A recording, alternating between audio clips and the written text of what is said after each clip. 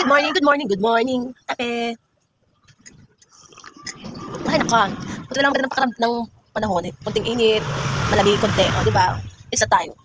Ang time, umpisa nga muna tayo mag-chismis, chikahan. Wag natamad ako dito eh. Kasi wala akong budget eh. Wala akong pang kape. Uubos na lang, titira akong kape. Sa pakaramdam. Sa pakaramdam ko, pag wala akong kape. Siyempre, wala kape. Hindi ako makapag-chismis sa'yo. Oo. Eh, mahirap naman yung ganun. Kaya, ayun, vitamins ko ito pag-chismisan. So yun, meron tayong pag-usapan. Pag-usapan na chismisan. O, kaya alam mo na. Pero kasi sa kaibigan, magkaibigan sila. Masaya. Sobrang sa tagal ng panahon na magkasama sila sa trabaho. Kahit na, kumbaga syempre, pag may mga trabaho tayo, may mga kulang-kulang na baon, mga kunyari pang kape, mga ganun. Napakasaya. Kasi meron tayong nagiging kaibigan na dumadating sa time na kahit hindi ka magsabi sa kanila mismo na wala akong kape ngayon. Hindi na sila, hindi mo kailangan magtanong, magsabi. Hindi mo kailangan magsabi kasi may kaibigan kasi na pag natingnan ka niya o napansin ka niya na ganun, never niya kailangan magtanong. O never siya magtanong, hindi siya natanong. Kung nagkukusa siya, yung tipong maghahati kung hati at hatiin. O yung tipong kahit minsan, kunti lang din naman nadala mong ulam. O lalo na kung hindi ka pa nasahod. Siyempre, kailangan din naman budget. Kaso, siyempre, meron talaga din kaibigan talaga sa trabaho na ibibigay din natin lahat para maging masaya. Kaya siyempre, ang hirap din naman magtrabaho na hindi ka malang makakain. Ayun ang pinakamahirap yung hindi kumain. Siyempre, isa pa, mahirap din naman kung sa maghapon kang trabaho. Imbis na sobrang pagod mo sa trabaho, kahit paano, makasama mo naman yung friend mo, di ba? So, dumating sa point na, kailangan niyang umalis. O may mga ganun naman nangyayari talaga. Yung kaibigan niya, kailangan umalis kasi, siyempre, sa totoo lang, meron din siyang asawa. Asawa siya, may isang anak. So, kailangan niya maghanap ng ibang trabaho na kailangan mas lumaki ang sahod. Kaya lang, kahit naman sino naman, hindi mo naman basta-basta makapag-apply ng trabaho o hindi mo naman magkaroon ng mga bagong trabaho. Kasi, may mga company na madaling makatanggap ng trabaho, makapag-start ka magtrabaho. Kaso, syempre, kailangan mo pa rin kagaya dati. Yung mga pinanggalingan mo na kailangan mo pa rin mag-budget, o kahit pang kape man lang, or na pangkain, kahit itlog lang ang ulam. Yung tipong ganun pakaramdam ba na? Yung dumating sa plano na nagkaroon ka ng ibang trabaho, nag-apply. Kaso, ang problema, nakapagtrabaho ka nga, pero wala kang masyado agad na makikitang kaibigan. O hindi kaibigan, tropa, mga ganun. Kasi, may mga company kasi na, hindi porket bago ka lang sa company, ilang buwan bago ka magkaroon ng kaibigan, hindi. Meron ka talagang makakasamang company na ilang mismo na medyo nauna sa'yo sa company. Ilang mismo matutong usap kapag chismisan, pwede makapag-kaibigan. Yung mga tipong gano'n. Siyempre kung pag bago ka kasi nahihiya ka kasi bago ka nga.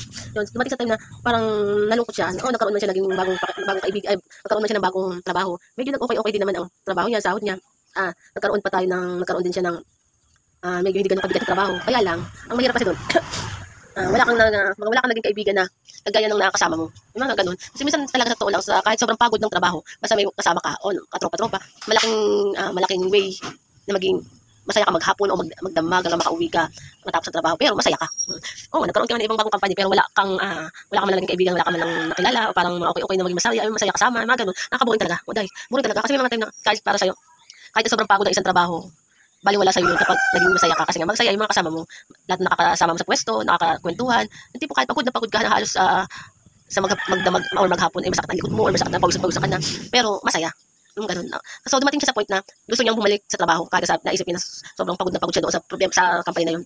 So pero dumating sa point na iniisip niya na bumalik na lang siya sa trabaho kasi nag-e-enjoy siya. Sa kanya kahit sobrang pagod ng company na yun na nakatrabaho niya yun, relax siya kasi may katulong siya kasama, yung magkaroon ka man ng problema o ma-stress ka man, nandyan sila.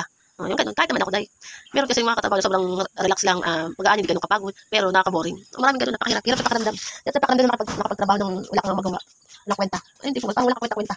Mga ganyan. Di ba na magpagod lang ng pagod sa company, basta may mga kasama na katatawanan, kahit na mga biruan o mga maldita, pero makikita mo agad ang mga ugali. Yun. Sarap bumalik sa isang trabaho na nakakapagod pero kasama sila na masaya. Yun lang, napachismis lang naman ako. So, dumating sa point na nagplano na nga yung friend niya na bumalik na sa dating nilang quest, sa dating trabaho. Kaya lang ang problema, panibago na bago siyempre. Panibago na lang problema siyempre. Siyempre bilang kaibigan, ikaw pa rin ang maasahan. Ikaw rin makakatulong para sa kanya kasi para mas masaya. At least magkakasama pa. So, siyempre, pag bumalik ulit sa company, kailangan din yung makapagbahay. Kasi syempre, may mga apartment o mga bed spacer, pero kailangan pa rin ng budget. Kailangan pa rin talaga ng budget. Pero kung meron ka naman na kaibigan o tropa na kaya mag-offer na, sige, tutulungan kita, mag-stay ka muna sa bahay para makatulong ka at hanggang sa magkatrabaho ka at makasahod. Choice mo na yun kung maglipat ka na uli ng ibang bahay kasi makakasahod ka na. Or kailangan maghati-hati na lang para wala ng problema. At least masaya pa kasi magkakasama tayo sa trabaho, magkakasama sa bahay, masaya. Sobrang saya talaga yung mga ganun dahil. Kaya, ganun talaga totally mga best friend, hindi naman best friend, pero mga tropa. Ang ending ko lang naman dyan, ang pagiging kaibigan, ang pagiging tropa, pagiging katrabaho, mahirap talaga at masaya ang mga ganung katrabaho at kasama. Kasi kahit di ka magsalita at alam mo ang pagkukulang o kailangan, mabibigay mo lahat. Pero madating sa point na ikaw may problema, ikaw rin, siya rin ang makakapagtulong sa kanya. Yung mga ganun masaya. na-open nila ang bawat isang problema or dapat pero mas masaya kahit sobrang pagod, masaya pa rin, masaya. Yun, ang ending, napachismis lang ako. Kaya ang ending yan, magsama-sama na naman sila. Masaya sila, sana makasama ako. Ay, gusto ko na magtrabaho dito, kahit gusto ko makasama yung mga katropa kong mga chismosa din. Masaya talaga. Kahit magkanda hospital na ako dun sa sobrang pagod sa trabaho.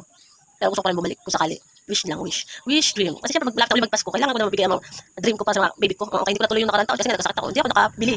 Alam mo, hindi ko may plano ka na nun. Walang nga. Ang ending, nawala din. Kay lahat ng pinagplanuhan mong pera, napunta na rin doon sa sarili. Kaya syempre, pinangbayad sa ospital, tsaka panggamot. Yun. Ganun talaga ang life. Life is life. Basta ang pasalamat ay naging okay ako, at alam ko kakayanin ko. Gusto mo magtrabaho. Kaya mabibili ko na lahat ng gusto ko, makapagtrabaho ko. Kaya yun lang, good vibes na tayo. Lagi lang tayo good vibes, kahit nakaka-stress na, wala tayong trabaho tayo. Sama-sama tayo together. Okay tayo sa good vibe na tayo sa chismis, chikahan. Okay na, tara na. Magsipag, tayo. Okay, goodbye.